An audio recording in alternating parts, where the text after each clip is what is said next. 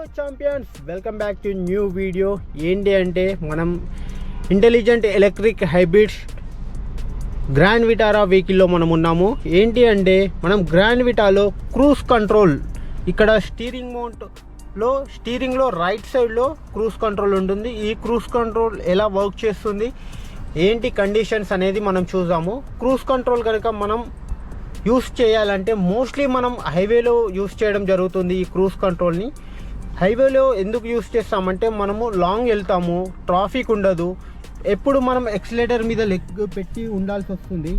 అలాంటి టైంలో మనం ఎక్సిలేటర్ యూస్ చేయకుండా ఓన్లీ స్టీరింగ్ మాత్రమే ఆపరేటింగ్ చేసుకుంటూ డ్రైవ్ చేయడానికి ఈజీగా ఉంటుంది అన్నట్టు. ఎప్పుడైనా మనకు బ్రేక్ అవసరం ఉంటే బ్రేక్ పెట్టుకోవాలి, మళ్ళీ సెట్ చేసుకుంటే సెట్ అయిపోతుంది అన్నట్టు. ఈ క్రూజ్ సెట్ చేయడానికి కండిషన్స్ ఏంటంటే 40 కిలోమీటర్, ఇక్కడ మనకు స్పీడ్ చూపిస్తుంది 40 కిలోమీటర్ స్పీడ్ అబోవ్ ఉండాలి.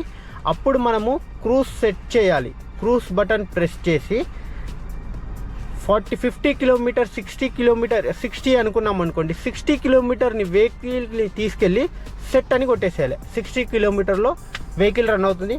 మనం లెగ్స్ ఫ్రీగా పెట్టేసుకొని ఓన్లీ స్టీరింగ్ ఆపరేట్ చేసుకుంటూ వెళ్ళిపోవడమే. ఎప్పుడైతే మనం బ్రేక్ కొడతామో క్రూజ్ డ్రాప్ అయిపోతుంది, క్యాన్సిల్ అయిపోతుంది. మళ్ళీ తర్వాత సెట్ అని కొట్టామనుకోండి, మళ్ళీ ఏ స్పీడ్ అయితే మనం ఇంతకుముందు సెట్ చేస్తామో ఆ స్పీడ్కి రిటర్న్ ఆటోమేటిక్గా వచ్చేస్తుంది, ఆ స్పీడ్లో వెళ్తుంది వెహికల్. ఎప్పుడైతే మనకు ఇప్పుడు మనం 80 కిలోమీటర్ స్పీడ్లో వెళ్తున్నాం కదా, 80 కిలోమీటర్ సెట్ చేసాం స్పీడ్, దాన్ని 100 కిలోమీటర్ స్పీడ్ సెట్ చేయాలంటే ఇట్లా పైకి సెట్ అని ప్లస్ బటన్ కనిపిస్తుంది కదా మనకి, ఇది పైనకి ఇలా ప్రెస్ చేస్తామనుకోండి 1.5 కిలోమీటర్ ఇంక్రీజ్ అవుతుంది. అట్లా మనకు 100 కిలోమీటర్స్కి వెళ్ళాలంటే మనం మినిమం ఒక 5 టైమ్స్ అన్న ప్రెస్ చేయాలి దాన్ని. అప్పుడు మనకి 100 కిలోమీటర్స్కి వెళ్ళడం జరుగుతుంది అన్నట్టు. అలా ఇంక్రీజ్ చేయడానికి, డిక్రీజ్ చేయాలంటే ఇది సెట్ మైనస్ అని ఉందా, ఇది కొడితే 1.5 కిలోమీటర్ డిక్రీజ్ అవుతుంది. ఎప్పుడైతే మాన్యువల్గా మనము బ్రేక్ కాకుండా క్రూజ్ని క్యాన్సిల్ చేయాలంటే ఇక్కడ క్యాన్సిల్ బటన్ ఉందా, ఈ క్యాన్సిల్ బటన్ ప్రెస్ చేయగానే క్రూజ్ అనేది క్యాన్సిల్ అయిపోతుంది. ఓకే, ఇది అన్నట్టు క్రూజ్ కంట్రోల్ని మెయింటైన్ చేయడము, ఆన్ చేయడం, ఆఫ్ చేయడము.